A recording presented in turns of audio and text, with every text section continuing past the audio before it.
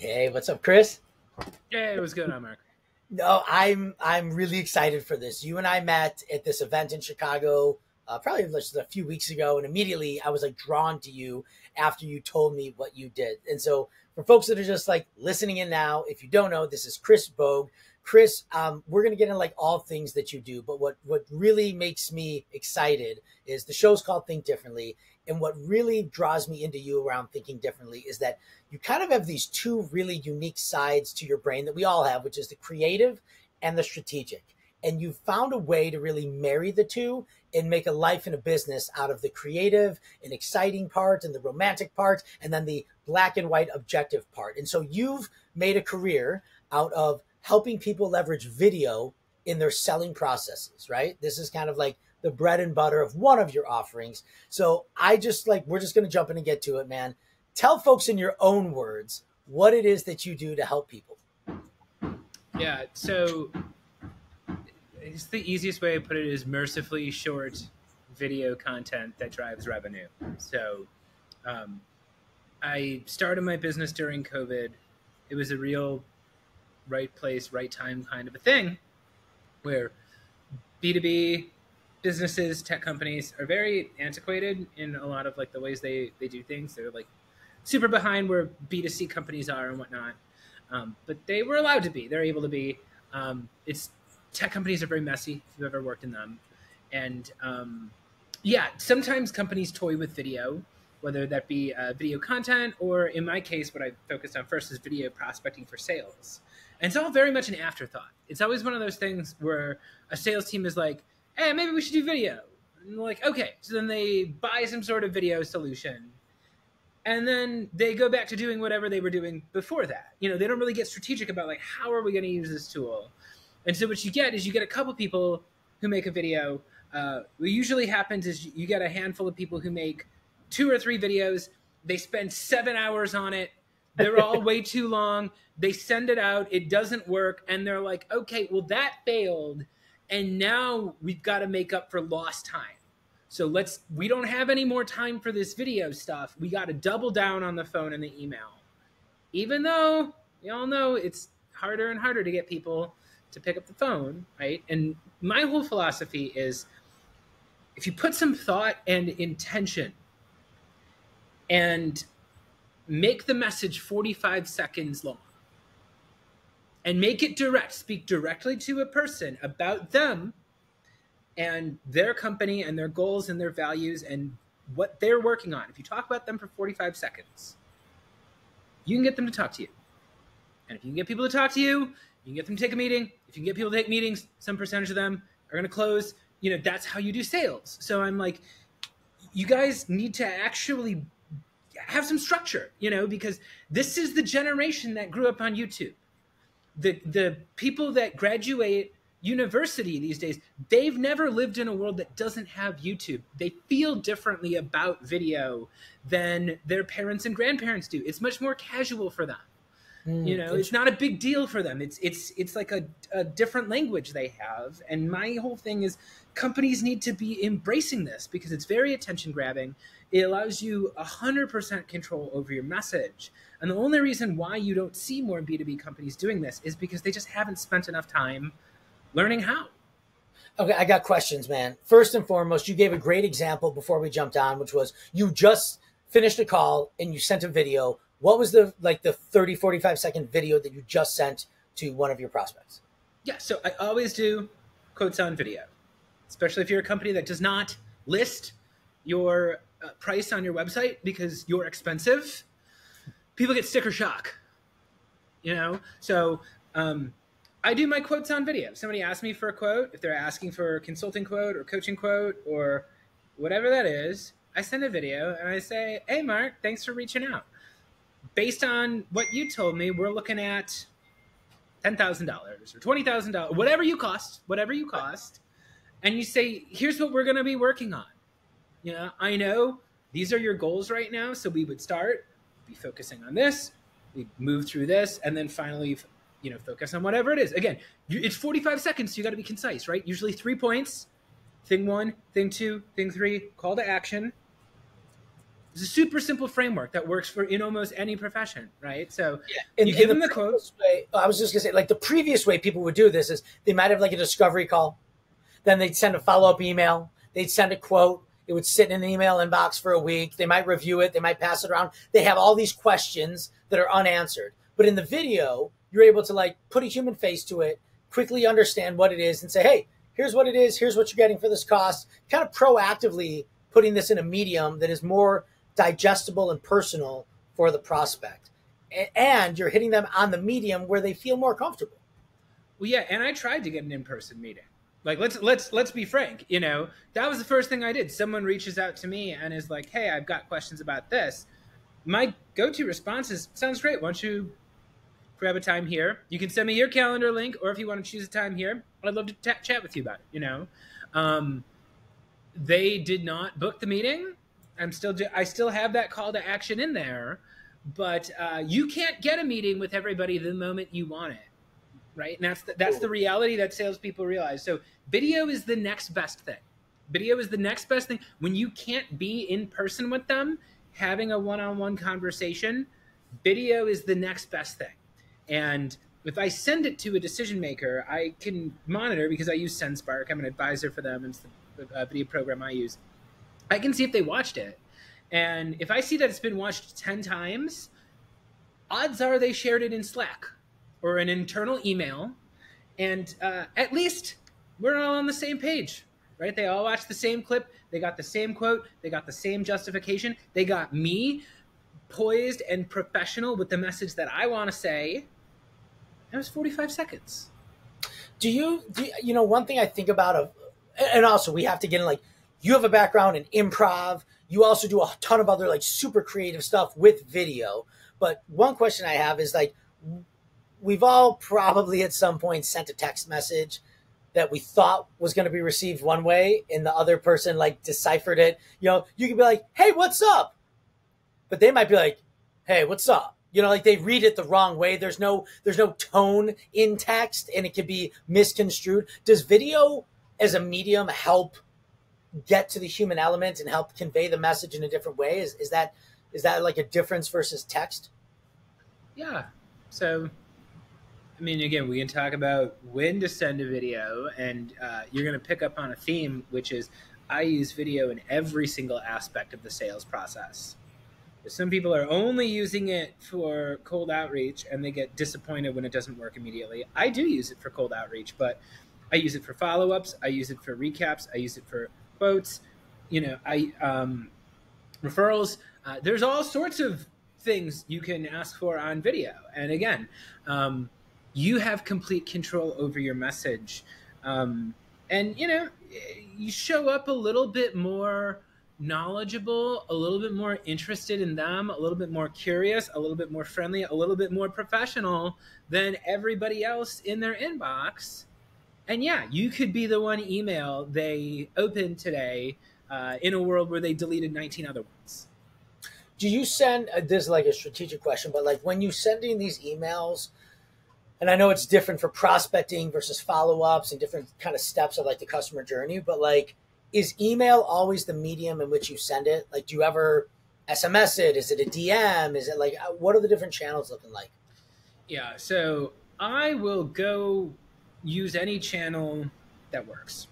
You know, with email and video, you have to be careful not to land in a spam box. So okay, if you are, I don't recommend cold email for touch point or video for cold email touch point number 1, because your easiest path to the primary inbox is a plain text message with no links.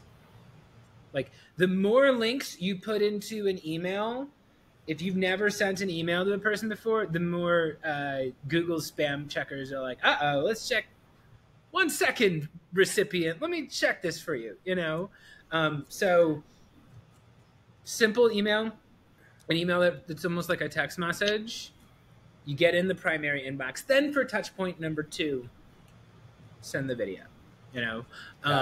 That way it's going to get through. I actually send most of my videos on LinkedIn. And we can talk about, I do a lot of stuff on LinkedIn. I do sketch comedy on LinkedIn because there's nothing funny about LinkedIn. There's actually LinkedIn is actually hilarious, and we can get into that. But this All is right, also a much more direct route to the primary inbox. So LinkedIn is like full of tryhards, right? It's full of tryhards. All the like nerdy, twerpy kids who tried too hard in school, like me. We all do pretty well on LinkedIn, you know, and it's nice. It's nice because you can't be a fake name. You have to have your real identity out there, so people are nicer to each other. And it's, you know, there's a lot of fakeness, there's a lot of cringiness, there's a lot of you know, humble bragging, there's a lot of just flaunting your wealth. You know, there's a lot of behavior that really annoys people on LinkedIn. But I love LinkedIn because it's the only social network where I know I don't have to compete with teenagers. Everybody on LinkedIn is an adult. And they have a higher level of education and a higher level of income than the average person. So, yeah, why not go on LinkedIn and do cool stuff? Isn't that where they are, like your prospects, your clients, the people that, and again, like we are talking business, and business is about making money, but like you also are very, we've talked, you want to help people. We talked about how you helped Rob and some other, like you want to help people, the people you want to help and that your skill set can help, they're on LinkedIn. There are other places, but this is the place where you've chosen to kind of help your people discover that there's a challenge that they have, that you have a unique solution, and that you're the guy to help them with that, right? Yeah, I kind of look to LinkedIn because I'm also a little bit comically mismatched there. You know, Second City and improv theater, like that is where you go if you absolutely do not ever want to make money ever. Like famously, they do not teach you how to make money there. They teach you to go be funny. You kill yourself trying to be funny, trying to get onto these little stages, paying money to take these classes. And it's the best comedy training in the world. This is where everybody from SNL comes from Second City. Nobody makes money. Everybody's funny. Everybody's a comedian in this town. Nobody's making money off of it, you know?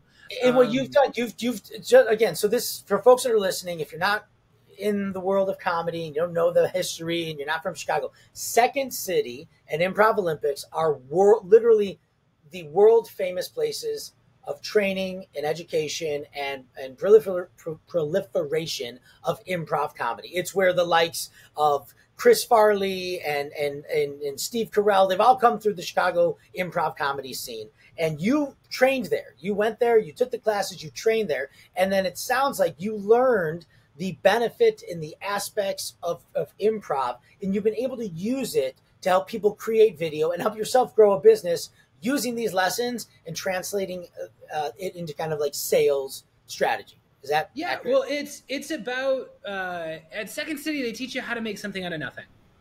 They teach you you walk in there on day one, you've got nothing, and literally nothing even on the stage. And by the end of it, you and this other group of people have put together something. And the Chicago approach to comedy is two parts. One, it's total honesty.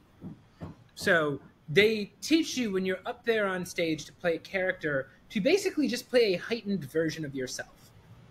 Be a character that's 99% you, but just take one little character trait and exaggerate it to comic proportions, you know? So if you're forgetful, you know, you will be 99% yourself, but you forget literally everything, you know? You forgot to eat for a week and you almost died, you know? You've been arrested multiple times because you forget to get dressed and whatever. You just take that one thing. Everything else is normal, but that one trait, you just exaggerate it.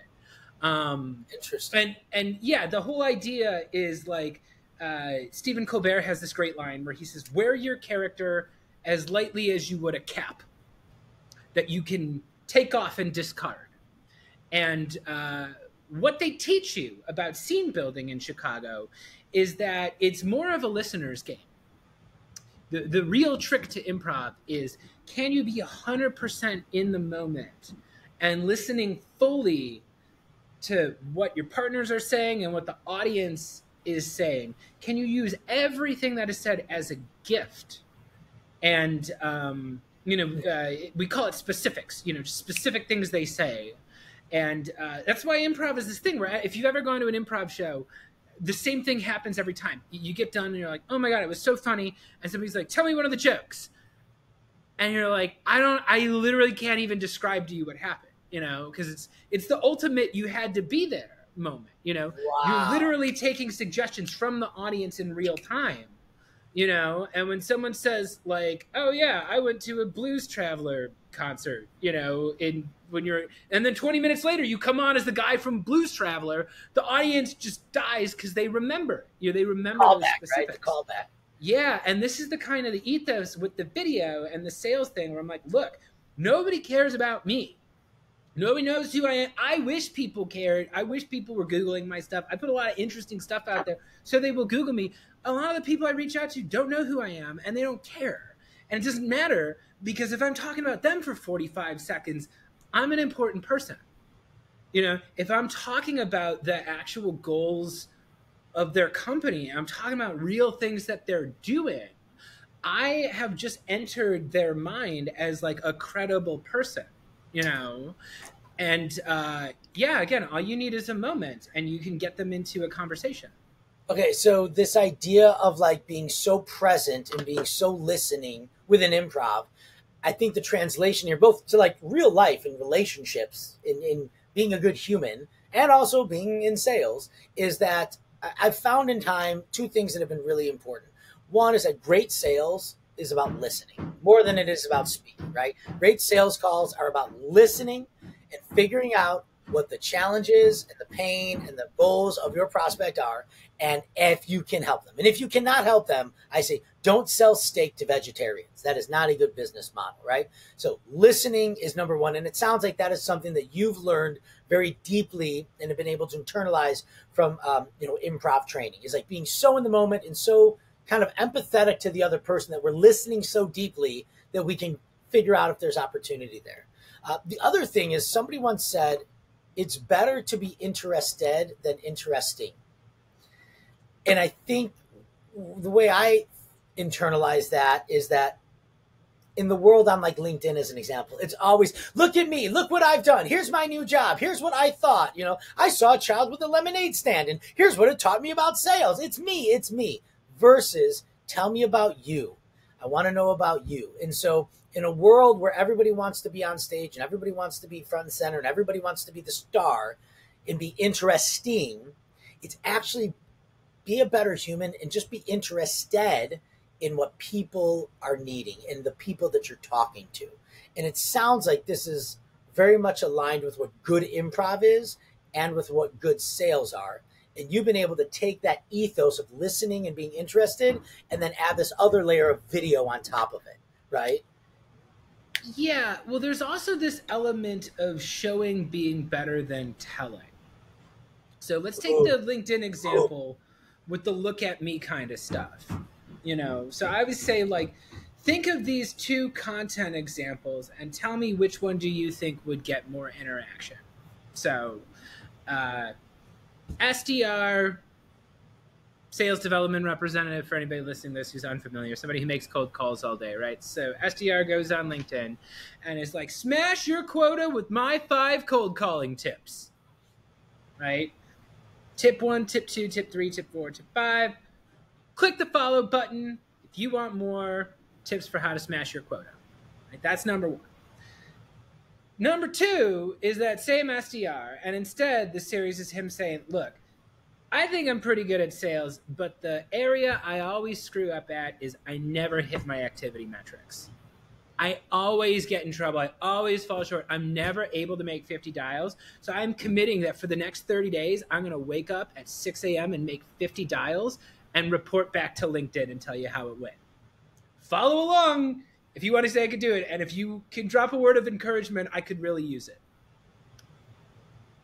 What that second example is, and this is what you're trying to do with a lot of, and we're talking about improv. I've also done a lot of weird experimental black box theater that I don't talk about as much because it's not as popular. Dude, that sounds crazy. What is that? What is that? If you've ever heard of the neo-futurists, they did the show Too Much Light Makes the Baby Go Blind. It's a popular. They changed it now. Now they're called the Infinite Wrench, but it's been a show that's running for over 30 years in Chicago. And the idea is you want to go on an experience with the audience. And that's what that second example is doing. It is putting the audience and the performer at the same level, and is like, hey, here's this challenge I'm going up against. I don't know if I'm going to make it. You know, I could screw up. This could all blow up in my face. Let's see how it goes. You know, and then people are going to jump into the comments and they're going to be like, oh, you know what's one trick that always helps me with cold calling, dude, blah, blah, blah, blah, blah. Now they're coming and now they're giving me advice. Now they're invested in my story because they want to help me succeed. You know, whether I succeed or fail doesn't really matter because like both can be instructional. But at the end of that, you're going to get one, probably more interesting content than you would have gotten if I just gave you my 5 quota smashing tips, which you could probably find anywhere, you know? Yeah. And 2, you've created this interactive experience where the audience has become part of the content, you know? When they see the follow-ups coming through, a part of them is in that now. And it's like, if you ever see any of the stuff I'm doing on YouTube, on LinkedIn, and we can get into Death by PowerPoint and stuff, I am always trying to make the audience part of the show because that's what you do in improv. It's not like theater where you go to a Broadway show and there's the professional actors on the stage and the audience down on the ground, and never shall the two meet. Right. Improv, the audience is the show. They are right there. They are giving you suggestions. You are pulling them on the stage sometimes. It's a different experience, and they make the experience different. And that's part of why it's so fun. And again, I don't see anyone on LinkedIn doing stuff like this. So I just started doing it just to show them that they have other options. Before we jump into Death by PowerPoint, which like, I'm so excited about it. But I want to go back to this example you gave of like top 5 things, smash your goals. Here's the top 5, subscribe, versus like, as you were talking about the second option, which I was like, it's kind of more storytelling. There's like some element of interaction between the viewer and the creator, right? So there's like, and there's a longitudinal tail there. It's not like a one night stand. It is like you're building a relationship, if you will, you know, kind of like follow along for 30 days, be a part of it, get emotionally invested. Like, my question to you, and I don't mean to put you on the spot, but like, I think about the psychology of why somebody would interact with, post B versus post A. And so talk to me about what are the different like roads that lead people to content B? Like, is it empathy? Is it interest? Is it like, what are the ways, how are the different ways that people get invested in that type of content?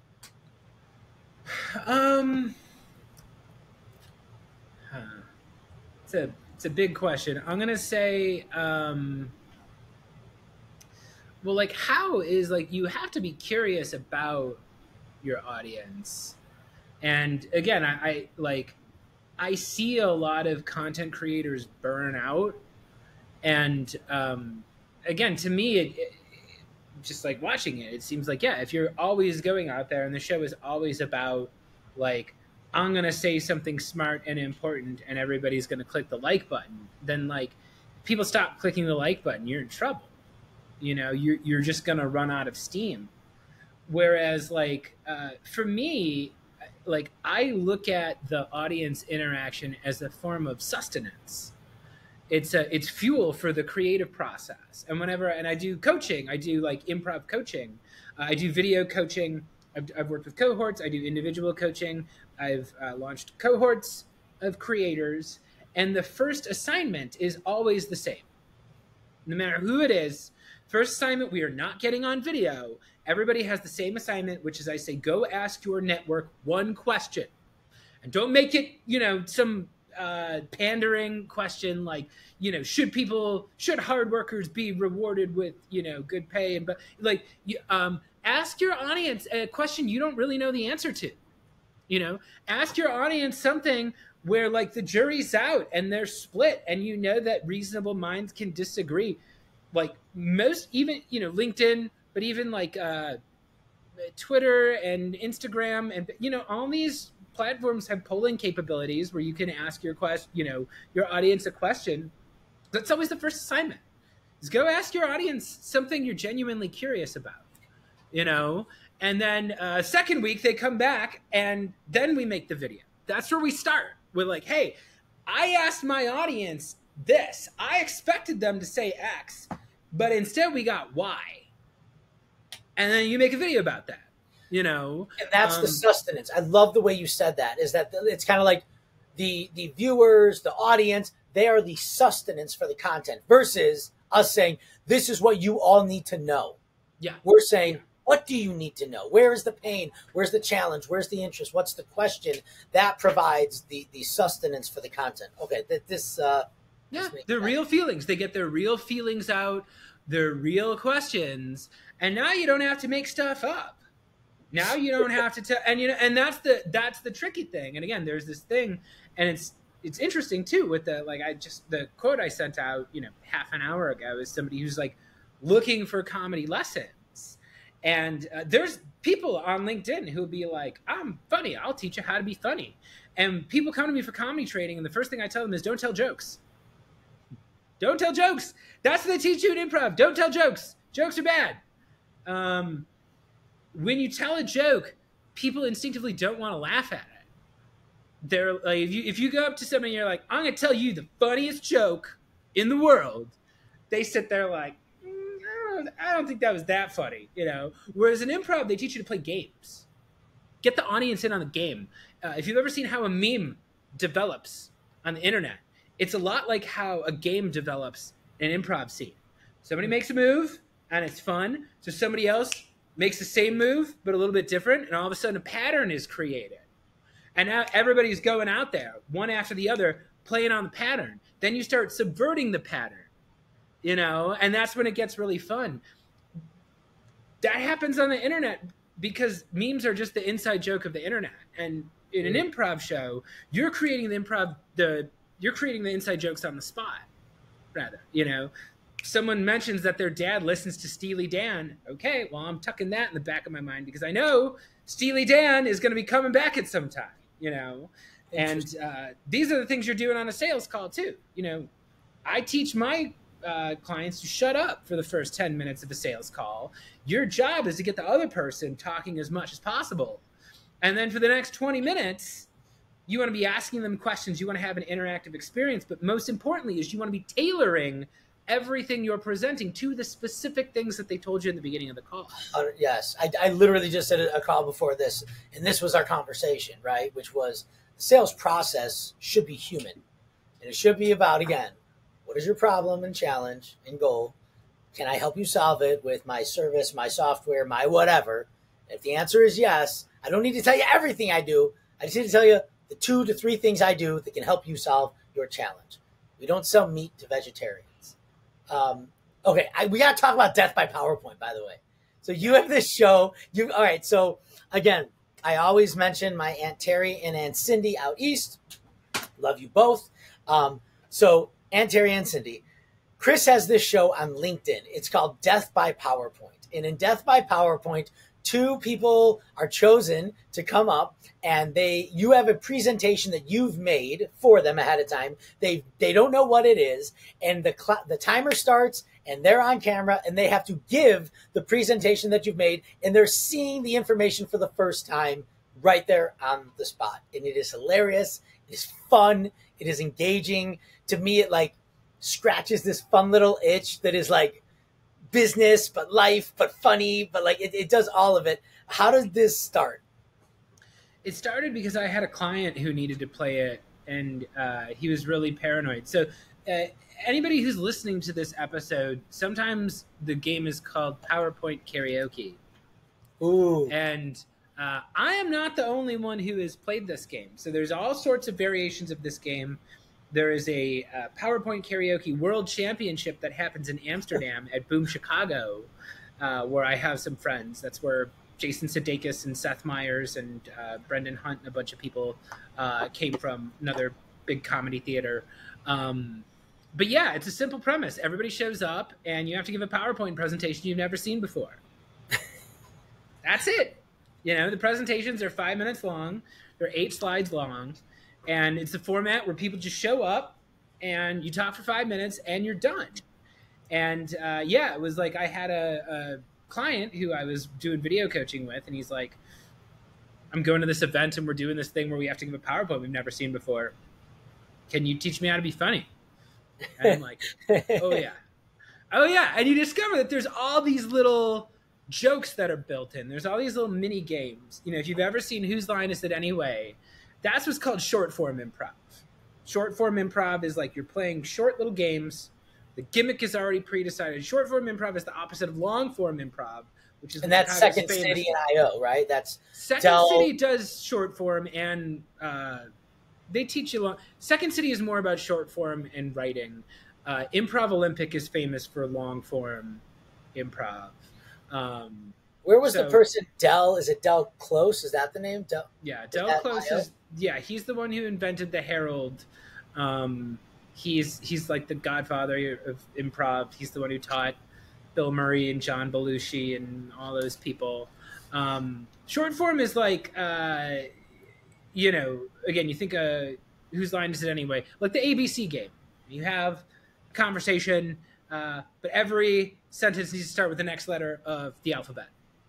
Yeah, that's a short form game, you know. Okay. So you discover little tricks within the game. We call them games within the game. So Death by PowerPoint is like you got this PowerPoint and it's full of nonsense. Like I make them a combination of like terrible cheesy stock footage, like the kind of stock images that you're used to seeing in like a bland corporate PowerPoint, and then also just confusing nightmarish AI fails from like Midjourney and Dolly. You know those terrible AI things that you see them and it's like all the time. That's how I know them. You look at it and you're like, this looks just kind of generic and also off-putting, and like the people are kind of like David Cronenberg style morphing into each other, and they've got too many fingers, and there's something freakish about it. This is weird. This is weird. And I kind of mix those together, you know, and it's fun because, you know, what I tell all the performers, because the performers get really scared.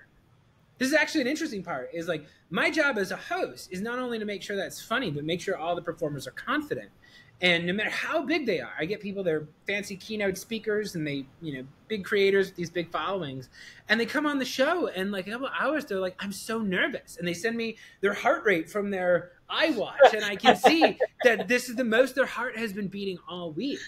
And I tell them the trick to playing Death by PowerPoint is you're the straight man.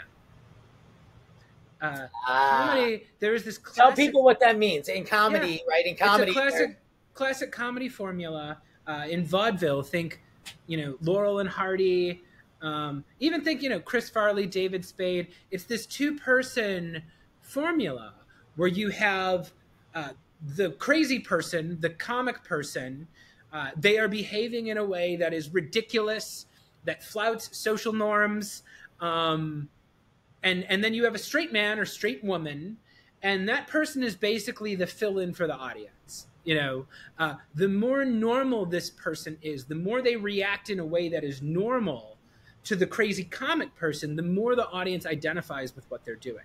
So in Death by PowerPoint, I tell the performers, look, you are the straight man, and the PowerPoint is the comic performer. Yes. You know?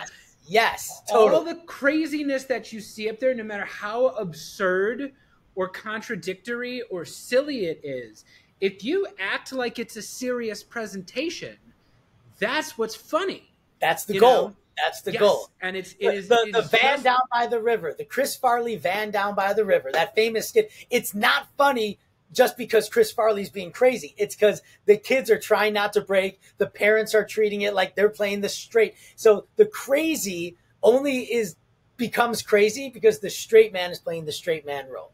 It makes the crazy look crazier. And it's Yes, totally. The example I give them to, I say, think Leslie Nielsen in The Naked Gun or Yes, an Airplane. It is this absurd. It is nothing but absurdity after absurdity. And the reason why the audience laughs is because you have straight-faced Leslie Nielsen, who's acting like this is all just totally normal. You know, he is completely unfazed by all the craziness he's immersed in. So I'm like, if you go out there and you are 100% serious and maybe even a little bit educational, like if you are able to like have them walk away from this pure nonsense PowerPoint and you're actually kind of like trustworthy and educational and you make actually kind of a decent point, that makes the crazy comedy even funnier. yes. You know? Yeah, there's a lesson in there, 100%, and that I think it transcends beyond comedy, beyond sales, etc. And I think the lesson here is that the absurd becomes absurd if we let it be absurd, right? If we play, we got to identify that dynamic of where is the absurd and who is the straight man in this role. Because I've been, you know, we're in my family, we grew up on Fridays. We watch Friday Night Boxing, and we watch on Saturday Night Live and Cheers. That was like what we did as a family. And so, in the era that I grew up in, Saturday Night Live, you know, this was in the early '80s, right? And so you saw these great characters evolving, but were only so great because of the person sitting opposite of them. And yeah, there's a big lesson in there. I love this. Yeah. So, and again, it's one of those things where I tell people, I'm like, well, again, you'll notice the recurring improv note here is don't tell jokes. And that's what I'm telling them. I'm like, look, the joke is already on the screen.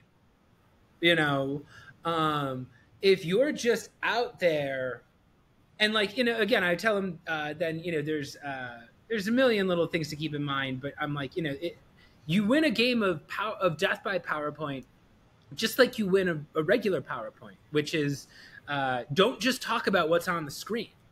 You know, that's the real trick. And, you know, again, I'll find all these games within a game where I'll be like, you know, I'll because like I mentioned, the PowerPoint slides are on a timer. So I'm like, because you know there's another slide coming in 5 seconds, you can set yourself up for little mini games, you know? Like when I play it, I'll be like, I'll see the timer ticking down and be like, okay, now I want you all to pay attention to this next slide because this is how I made my first $1 million. Then the slide changes, no matter what it is. Now I have to explain to the audience that it made me $1 million, you know? And again, if you don't break, if you just sit there very matter-of-factly, or I'll sit there, I'll be like, you know, I don't know what's coming next, but I'll see it ticking down and be like, okay, now, if anybody has children in the audience, please face them away from the presentation because this next slide is going to be very disturbing. And then the slide changes and it's, you know, who knows what like, yeah, chicken, like, you know, whatever, pecking at grain. Like, oh. Let me tell you what happened to this chicken. Very unfortunate, you know.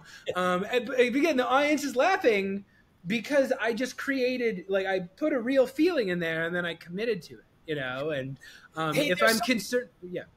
I'm sorry. There's just something really interesting that you said. You said the way to tell a joke is not to tell a joke. The way to be funny is to not tell jokes, right? And then we were like saying the way to sell is to not sell, right? Like, it's this life lesson of sometimes the thing that we've been, you know, kind of told is the way to do it. And the thing to do is like selling is not about selling. It's about listening and about solving problems. Being funny is not about telling jokes, right? It could be about playing the straight man to the absurdity that is existing. And so sometimes, and then you had this other layer that you talked about, Chris, which was like, you know, when you're on social media, when you're on LinkedIn, when you're trying to help people, if that's what we're really trying to do in sales with our businesses, whether you sell products or services, it's that it's not just the way to sell is not just to sell. It's to tell the story. It's to bring people along. It's to help them. So it's like this theme of like, if you want to do the thing, don't do the thing. Yeah. Well, so like,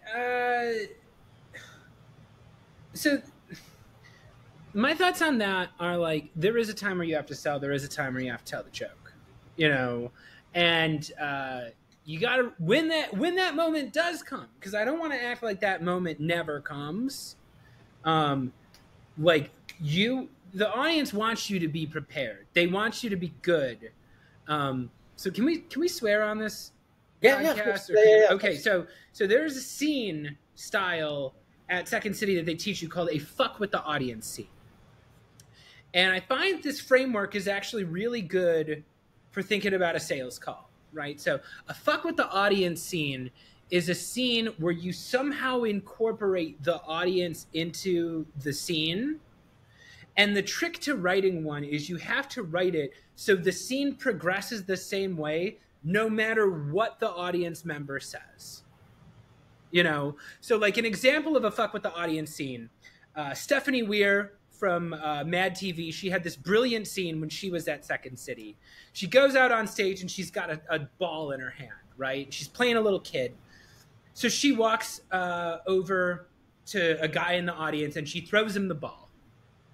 And she goes and she holds up her hand. He tosses it back. So they're playing catch, right? So she starts this game and she's playing catch with this guy in the audience. And she goes, "Dad, why did Mom leave?" And she's just playing and she's waiting. And the guy goes, "She's a lesbian." And she goes, "Oh, okay." So then she walks to the other end of the stage and she finds a woman. And she starts throwing the ball to the woman. And she goes, "Mom, Dad said you were a lesbian and that's why you left. You never told me that. What's going on?" And then she just went back and forth asking the mom and dad different things, like playing them against each other, you know? And she has a set progression where she was going to go. But Stephanie is a good enough improviser where it doesn't matter what the adult says. You know, she's just going to take it and pose it to the next person. A sales call is kind of like that, where I am going to ask the same questions. I'm going to throw in improv. We say don't ask questions. We say make moves. You make a game move. So I make moves. I put moves out there that I think the other person can play off of. I'm going to make the same moves and I'm going to ask the same questions every call. And then the scene is going to end no matter what, you know? And in sales, that means if the other person answered questions a certain way, that scene ends by just being over. Hey, it seems like this isn't really what you're looking for. You know, now maybe I try to turn that into a referral, whatever, but I'm not going to ask him for anything else. But if that went well and the questions went well and they're playing with me and we're moving, then I have next steps in order, you know? And it's not so much like, oh, I'm going to close this person's in. It's like, okay, well, now this is the next step. Here's what happens next. We have another call, or we send a contract over, or we schedule a time, or whatever that next thing is. But to me, I have to emotionally disconnect from what they're saying. You know, whether or not they are good for me is of no concern to me. I'm just trying to get them through that experience openly, listen openly, be totally honest and forthright with them. And then, yeah, at the end, if they're here, we go here. If they're here, we go here. But again, it's the same way I think about when I'm in a fuck with the audience scene. They're like, well, what if the audience does this? What if they do this? It's like, I'm not really thinking about that, you know? Either it's going to end here and it's going to end here. The scene either ends with them getting back together or deciding they can never be together. There's the two options. You know, my job is just to make sure the show is funny. No matter what the audience says, I got to get them playing with me.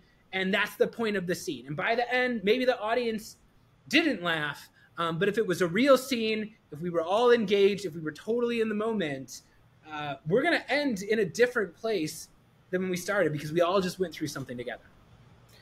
Okay, so this is kind of the thread. This is the thread that ties through everything we've talked about, which was your sales process, your sales coaching, the use of video within sales, death by PowerPoint, how that becomes successful, how to, if you need to do the thing, don't do the thing, which is what we end up seeing is usually just the tip of the iceberg. But there is a process, there is an ideology, there is a theory, there is a practice behind all of it. So when we say, hey, if you're in sales and you're prospecting, like, and you're on LinkedIn, send a video, right? Or, send the video follow-up as a quote.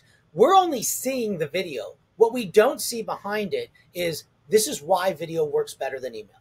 This is why it hits on a human level. This is why it cuts through the misinterpreting of text, but better reading of body language. And similarly on Death by PowerPoint and with comedy in general, what we see on screen or on stage that makes us laugh is the micro moment that has been created and curated through a process and through the training and through the ideology of short form versus long form, and behind the idea that we don't ask questions, but we have moves that we make, kind of a thing. So the thing that we see is just the tip of the iceberg in sales, in comedy, in life, because we have a process and a theory and an ideology behind it. And you teach people how to do all of this. Yeah. This is like your job, correct? Yeah. Well, and again, I think that the key word there is why. Why are they getting the video? Why did you send them a video? You know, the why is more important than the what. That you do anything at all is more important than what you do. Yep. This is golden circle stuff. This Simon Sinek golden circle, right? All right, rad. Chris, man, this is super awesome. I when we met, I was excited that you were going to come on and talk about what you do, how you do it, why you do it. Let people know where they can go to learn more. Again, folks that are listening, if you are in sales, if you have sales team, if you're looking for the ways to kind of like really humanize your sales process through video, like talk to Chris. Chris, where should they go? What should they do? What are the offerings? Hit them up with it. Yeah, so you can find all my stuff at chrisbogue.io, including I do SKOs, I do training, I do consulting for video, for sales, and also for video content creation. So that's a great place to go. Also, you can find me on LinkedIn. I post a lot on LinkedIn. Again, if you want to learn for free, follow me there. I talk about video for sales. There are so many instances in which to use video, and the solution is always simpler than what you think. It's always, you know, the shorter, the more direct, the better. But let's talk about things like using video to find a new job, and you know, there's a million interesting ways to use video. So check out Chris Bogue on LinkedIn, or go to chrisbogue.io if you want more of my stuff. And tell them, when is Death by PowerPoint live? How do they get involved with that? How do they watch it? How do they get involved? Yeah, so Death by PowerPoint films every other Friday at 12 p.m. Central. So if you follow me on LinkedIn, I'm always hyping it up, and I have a list that you can add your name to. I spin a wheel every week, and we pick some competitors to randomly go do Battle of Death by PowerPoint. So it is my way of trying to combine forces with creators and non-creators, get the people who are out there performing, get audience volunteers who just want to do cool stuff, put something weird and funny and interesting up for 30 minutes, and it ends up being a good time. So yeah, follow Chris Bogue on LinkedIn, shoot me a connection request. That is the easiest way to get in on Death by PowerPoint.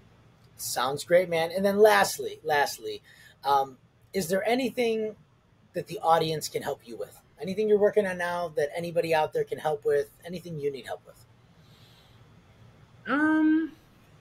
Honestly, just like clicking the like button helps a lot. You know, a kind word, a share. I work really hard on all this stuff, so when it is well received, it means a lot to me. Follow along the journey, everybody. Chris, thank you so much for making the time. Have an awesome rest of your day, dude.